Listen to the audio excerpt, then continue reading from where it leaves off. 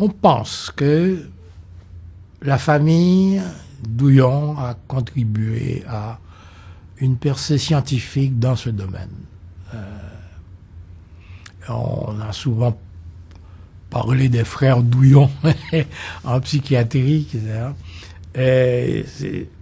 Bon, en réalité, il s'agissait de mon frère Chavannes, psychologue, moi psychologue et Lamarck psychiatre.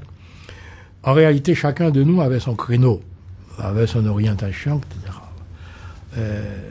Chavannes avait son centre d'orientation, et Lamarck avait sa clinique privée et s'occupait de Bedet et du centre de psychiatrie Mars et Klein. Et puis, moi, j'étais à la faculté de médecine, école normale supérieure, m'occupais de délinquance. J'avais aussi une clinique privée. Et en même temps, je faisais mon terrain pour ma thèse de doctorat sur la transe. Ce qui nous a réunis, je peux dire, le point de convergence entre nous trois, c'était notre intérêt pour le vaudou et un intérêt sur la transe et la possession. Moi, j'avais fait plusieurs terrains. Un premier terrain, c'était sur la personnalité des gens qui tombent en transe. Ensuite, j'ai fait un deuxième terrain, c'était sur les relations entre le client et le thérapeute dans le vaudou. Et mon troisième terrain a été fait beaucoup plus en collaboration avec Lamarck et Chavannes. Ça a été sur les crimes rituels ou la mort apparente dans le vaudou, la question de zombies. Alors c'est par hasard qu'on a trouvé des gens qu'on pensait morts et qui sont revenus. Il y a le procès verbal qui a été établi, ça a été publié. Il y en a un qui est mort à l'hôpital Schweitzer, Narcisse. Son dossier a été publié aussi. Mon frère Chavannes a été très courageux parce que c'est lui qui animait un peu l'équipe qui allait chercher les zombies et les amenait à Port-au-Prince. On a commencé par les héberger au centre de psychiatrie et ensuite, comme la curiosité devenait trop forte à propos de ces patients-là, d'un type différent, et la nouvelle a commencé à circuler. Les journalistes nous sollicitaient beaucoup, il y avait énormément de visites, et les organes de presse étaient toujours en contact avec l'équipe pour savoir qu'est-ce qui se passe, qu'est-ce qui arrive, et comment ça évolue et tout. Je recevais des téléphones même d'Australie, Nouvelle-Zélande, pour me demander là, où en êtes-vous?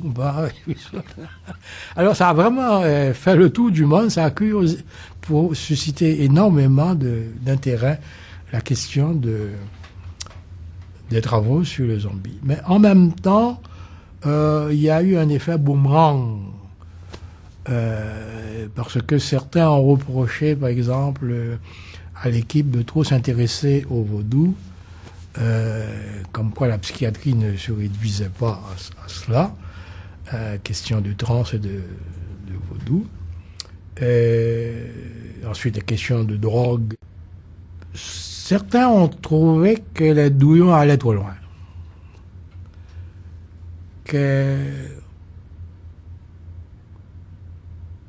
On était en train, en d'autres termes, de démystifier un certain nombre de traditions ancestrales, de dire des choses que généralement on ne dit pas souvent en public, sinon entre amis très intimes ou entre initiés. Et puis, je me rappelle les Africains, ils me disaient que les Douillons révèlent à des blancs des choses qu'on ne dit qu'à des noirs, que nous vivons entre nous, etc. Et bon, alors on a senti un peu d'opposition, bon, au travail, sans compter que bon, il y avait aussi la réaction du milieu et du public, la mentalité. Là. Chaque fois qu'il y avait un accident, chaque fois qu'il y avait un décès, un événement insolite quelconque, là, dont mon propre accident avec un de ses amis, là, on a tout de suite mal interprété, comme quoi nous avons été trop loin et il fallait s'attendre à des réactions de ce type-là.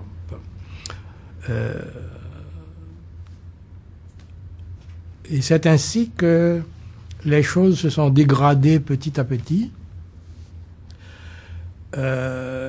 Plusieurs personnes de l'équipe sont mortes. Le Klein lui-même est mort. Mon frère Lamarck est décédé. Et d'autres ont laissé le pays pour toutes sortes de raisons. Il y a eu des problèmes avec le pouvoir. Et c'est ainsi que, petit à petit, là, il y a un fils de Lamarck qui est psychiatre, mais lui, il pratique aux États-Unis, il est directeur d'un centre de psychiatrie à Miami.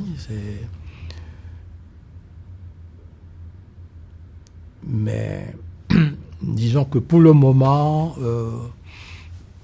on garde une certaine distance à l'égard de tout ce qui s'est passé là.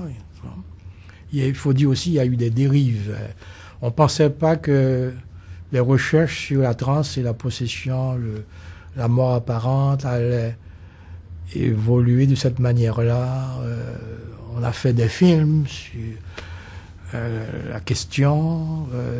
Certains de l'équipe ont reproché à d'autres d'avoir participé à certaines expériences. Bon, bref, il y a eu des dérives, des dérapages de toutes sortes. Alors, pour le moment, disons,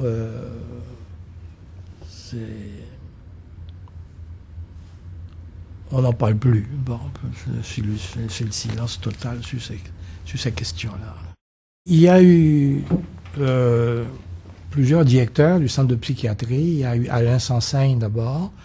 Il a été remplacé ensuite par Denis Lazure, ensuite par Jean Bordelot, qui venait de Saint-Jean-de-Dieu, hôpital Louis-Hippolyte Lafontaine, et ensuite Lamarck, mon frère, qui est rentré de McGill. Et puis, bon, ça a été l'âge d'or, peut-on dire, de la psychiatrie en Haïti. Il faut dire qu'il y avait beaucoup d'argent dans ce temps-là, et beaucoup de financement. On peut dire ce qu'on veut contre Duvalier père, mais il y avait aussi à cœur le développement de la psychiatrie en Haïti. Il a beaucoup favorisé l'équipe de Klein, et beaucoup favorisé à cause de Louis Mars et tout. Tout ça a joué. Et c'est ainsi que il a bénéficié, la psychiatrie en Haïti a bénéficié d'un concours de circonstances absolument favorable. Et je pense que ça a été unique dans le développement de la psychiatrie en Haïti, parce qu'on a essayé, à l'occasion des recherches sur les drogues, de combiner à la fois le développement et la recherche, et puis tout était, le financement était assuré de l'extérieur. Il faut dire aussi, il y a d'autres personnes qui ont joué un grand rôle aussi. Et il y a par exemple Dr Hellemberger, Henri Hellemberger, qui avait été investi d'une mission. Et il devait rendre compte de l'état de la psychiatrie et en Amérique latine et dans la Caraïbe. Nous l'avions reçu en Haïti. Il était le professeur de Lamarck à McGill. Et plus tard, il deviendra mon collègue à l'Université de Montréal, en criminologie. Et il a fait état de cette visite dans l'encyclopédie médicale, la partie qui porte sur l'ethnopsychiatrie. Il a parlé de sa visite en Haïti, ce qu'il a constaté et tout. Et a relaté les expériences avec les tests auprès des Haïtiens. Et et tout ceci a alerté, j'ai l'impression, certains milieux qui on recevait beaucoup de visites de gens qui s'offraient à aider. Bon. Et les gens de l'Organisation mondiale de la santé. Et c'est ainsi que, par exemple, quelqu'un comme Dr. Harry Kive aux États-Unis nous a été très utile aussi. C'est lui qui a financé l'édition du bulletin du Centre de psychiatrie, de neurologie de psychiatrie Mars et Klein pendant plusieurs années. Bon. Il y a aussi Dr. Devreux qui est venu en Haïti. Georges Devreux, c'est un ami de Mars qui me l'avait présenté. Lui, il voulait faire des recherches sur la psychiatrie en Haïti.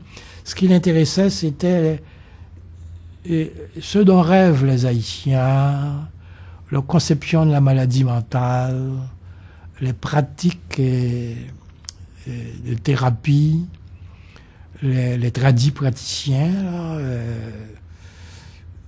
tout ça, ça l'intéressait.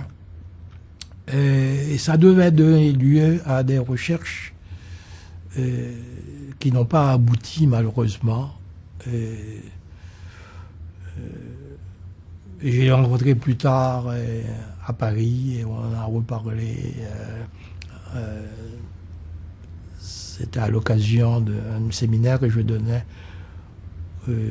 à Paris, au Centre de hautes études, dans l'équipe du professeur Raveau et de Roger Bastide.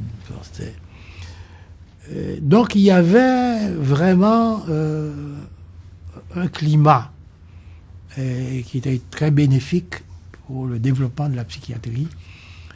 Et c'est après que ça s'est gâté. Plusieurs qui sont partis à l'étranger se spécialiser ne sont pas revenus. Et d'autres sont revenus mais n'ont pas pu tenir. Le père Mayou a toujours maintenu son intérêt pour Haïti. Et c'est ainsi qu'il a financé ma recherche sur le vaudou, il a financé mes études de psychologie. Et même quand je suis retourné en Haïti, c'est lui qui a pris l'initiative de me proposer de faire ma thèse de doctorat. Bon, alors qu'il a dit que... Je sais qu'il y avait des idées derrière la tête, là, mais il insistait beaucoup là pour que je fasse ma thèse de doctorat. Quand j'ai proposé à l'Université de Montréal de travailler sur la transe et la possession, évidemment, il était très heureux de cela. Il y a une équipe de l'Institut de psychologie qui est venue en visite en Haïti avec le père Adrien Pinard et d'autres, là, et qui ont assisté à des séances de vaudou et qui m'ont encouragé précisément à mes travaux sur la transe et la possession. Et ils m'ont été très utiles aussi là, plus tard pour laisser Haïti quand je devais me sauver et à mon tour, et puis partir pour l'étranger. L'équipe m'a fait chercher en consultation pour ma thèse doctorat, et c'est ce qui m'a permis de me déprendre du filet politique dans ce temps-là, parce que j'étais haut fonctionnaire et personne n'avait le droit là, de laisser Haïti sans la permission personnel du président de la République. Et puis, mais en faisant jouer mes réseaux aux États-Unis et au Canada, j'ai pu partir d'Haïti et puis me retrouver d'abord aux États-Unis et ensuite retourner au Québec. Alors, pour revenir à Haïti, disons que le père Mayou a non seulement m'avait incité à faire ma thèse doctorat, mais également avait mis les autres, ses collègues dans le coup. C'est ainsi que ils ont fait cadeau, l'Université de Montréal a fait cadeau d'un laboratoire, un petit laboratoire de psychologie expérimentale, de psychologie génétique à l'école normale supérieure. Bon. Alors, dans ce temps-là, je donnais des cours à l'école normale supérieure et sur Piaget, l'épistémologie génétique, et j'essayais d'initier les étudiants aux méthodes expérimentales en psychologie. Et c'était très bienvenu là, de présenter certains instruments qu'on utilise au laboratoire de psychologie expérimentale, parler de certaines expériences qu'on faisait en psychologie. C'était nouveau en Haïti parce que les étudiants en sciences humaines étaient beaucoup plus avaient une culture beaucoup plus littéraire. Mais il y avait très peu d'habitude de laboratoire, de travailler sur le concret, par des choses comme ça. Alors, c'était une innovation. Je ne sais pas ce qu'elle est devenue ce laboratoire. J'en ai jamais entendu parler après que j'ai laissé Haïti. On m'a dit que tout a été dispersé. On ne sait pas ce que c'est devenu. En Haïti, les patients, les malades mentaux se promènent beaucoup dans les rues. Bon, ils sont très libres. Il y a beaucoup plus d'acceptation de la maladie mentale, beaucoup plus de tolérance à l'égard de la maladie mentale. Bon. Bien des choses qu'on fait ici, certainement ne sera pas toléré. Bien des choses qu'on fait en Haïti, ne seraient pas tolérées ici. Bon. L'individu, la police interviendrait tout de suite et on enfermerait l'individu. Bon. En Haïti, il y a une marge de tolérance qui est beaucoup plus grande. Bon. Et ce qui fait que sauf quand l'individu devenait dangereux, alors il fallait parfois organiser une battue à la campagne, par exemple, pour et le maîtriser, le contrôler. Mais souvent, on mettait les malades mentaux en prison. Bon, c'était le contrôle. C'est le régime de l'incarcération des malades mentaux qui primait. Et Beudin n'était pas tellement différent, d'ailleurs, du régime carcéral. Dans ce temps-là, Klein a provoqué une véritable révolution psychiatrique en Haïti quand il a proposé de détruire, de reconstruire Beudin, de construire le centre de psychiatrie. Et il faut dire aussi que la psychiatrie n'était pas très avancée non plus à cette époque. Et tous les médicaments que l'on connaît actuellement, toutes les techniques qu'on connaît actuellement n'avaient pas encore vu le jour. Et c'était un stade où on commençait à expérimenter des choses sur les malades mentaux. Alors, je pense que c'est pour cela qu'Haïti a bénéficié de cette conjoncture très favorable. Et c'était le bon moment pour faire quelque chose en ce qui aurait la psychiatrie en Haïti. Et ce décollage a été fait, et surtout grâce aux Américains.